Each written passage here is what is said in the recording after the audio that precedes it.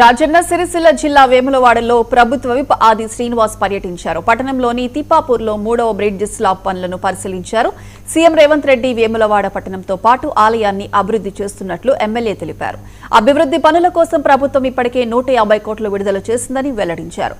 రాజన్న ఆలయ అభివృద్ధి పనులను శరవేగంగా కొనసాగుతున్నాయని వివరించారు.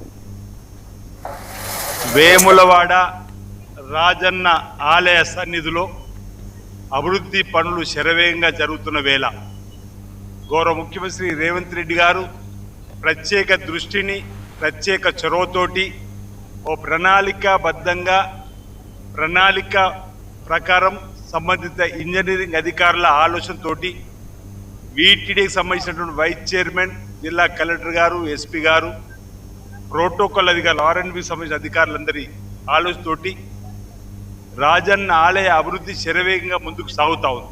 వేములవాడ రాజన్న ఆలయ అభివృద్ధి ఒక కన్ను అయితే వేములవాడ పట్టణ అభివృద్ధి మరో కన్ను.